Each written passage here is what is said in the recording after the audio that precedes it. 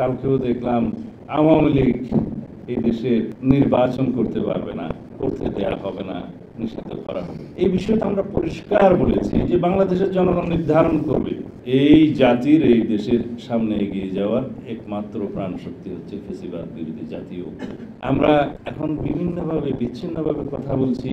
কালকেও দেখলাম আওয়ামী লীগ এই দেশে নির্বাচন করতে পারবে না, করতে দেওয়া হবে না, নিষিদ্ধ করা হবে। এই বিষয়টা আমরা পরিষ্কার বলেছি যে বাংলাদেশের জনগণ নির্ধারণ করবে যে এই দল ফ্যাসিবাদী চরিত্রে বাংলাদেশে গণহত্যা চালিয়েছে। বিচ্ছিন্নভাবে যদি বলে অমুককে নির্বাচন করতে দেব না, আইন কি বলে? নির্বাচন কমিশন যদি তফসিল ঘোষণা করে সেই সময় পর্যন্ত যারা রেজিস্ট্রেশন বৈধ থাকবে তারা নির্বাচন অংশগ্রহণ করতে পারবে, সেটা তো মাথায় রাখতে হবে। আপনারা শুনেছেন সংগঠন হিসেবে বিচারের জন্য আন্তর্জাতিক অপরাধ ট্রাইব্যুনালের আইনে এটি সংশোধনী আনার কথা ছিল, based on the constitutional provision 47 article, কিন্তু সেখান থেকে সরকার সরে গেলেন। এখন যদি সরকারের অংশ হিসেবে কোনো উপদেষ্টা যদি বলেন যে আমরা আওয়ামী লীগকে বিচার চাই, তো বিচার চাওয়ার জন্য তো আপনারা কিছু করলেন না। আর বিচার করার জন্য আমরা দাবি করছি, আপনারা দাবি করছেন, জনগণ দাবি করছে এই দেশে ফ্যাসিবাদী শক্তি, গণতন্ত্র হত্যাকারী, গণহত্যাকারী, মানবতা বিরোধী অপরাধে যারা দায়ী সেই সংগঠনের বিচার হোক, বিচারের মাধ্যমে নির্ধারিত হোক, তাহলে জনগণ মেনে নেবে। সানবিট সব দিবে সামাল। সানবিট ম্যাজিক প্রেস ডিশওয়াশিং এর মাথা ঘোরানো সলিউশন।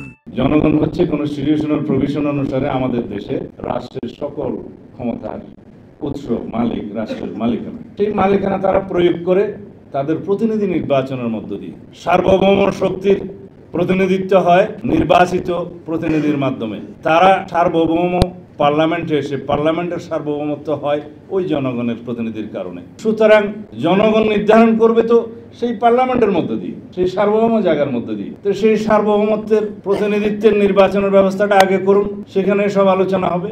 সমস্ত সরকারের সমস্ত সংস্কার কমিশনের রিপোর্টগুলো, যে সমস্ত রিপোর্টগুলো ঐক্যমত হবে সকল সংশ্লিষ্ট স্টেক হোল্ডারদের মধ্যে আলোচনার মধ্য দিয়ে। আমরা যদি অতীতের ইতিহাসকে অনুসরণ করি তাহলে আমরা সামনের দিকে কিভাবে এগিয়ে যাব?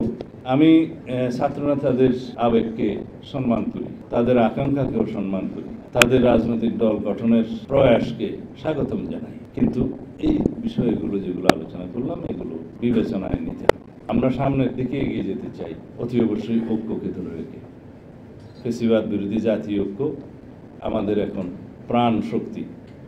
এই জাতির, এই দেশের সামনে এগিয়ে যাওয়ার একমাত্র প্রাণ শক্তি হচ্ছে ফ্যাসিবাদ বিরোধী জাতীয় ঐক্য। এই ঐক্যকে সারা জীবন আমাদের ধারণ করে যেতে হবে, যাতে বাংলাদেশের জনগণের সামনে কোনো সময় কোনো সংসদীয় এবং সাংবিধানিক কুয়েরার সৃষ্টি না হয়, একনায়কতন্ত্রের সৃষ্টি না হয়। সেই জন্য আমাদের এই চেতনা, এই আকাঙ্ক্ষাকে, এই ঐক্যকে ধরে রাখতে হবে, এই জাতীয় ঐক্যকে। যারা শেখ হাসিনা সংবিধান পরিবর্তন করে একটা সাংবিধানিক একনায়কতান্ত্রিক রাষ্ট্র, একদলীয় রাষ্ট্র বিনির্মাণের আয়োজন প্রায় চূড়ান্ত করে ফেলেছে, যেখানে সংসদীয় একনায়কতন্ত্রের বৈধতা দেওয়ার জন্য তারা প্রায় 2-4টা আসন বাদে সব আসন নিয়েছিলেন। সেই জায়গা থেকে আমরা সেই জায়গায় যাতে আমাদের কোনোদিন আর ফেরত না যেতে হয়, সেই জন্য একটি চূড়ান্ত গণতান্ত্রিক সাংবিধানিক সংস্কার আমাদের করে যেতে হবে, যাতে সংসদীয় একনায়কতন্ত্র বা সাংবিধানিক একনায়কতান্ত্রিক রাষ্ট্র নির্মাণের স্বপ্ন ভবিষ্যতে যাতে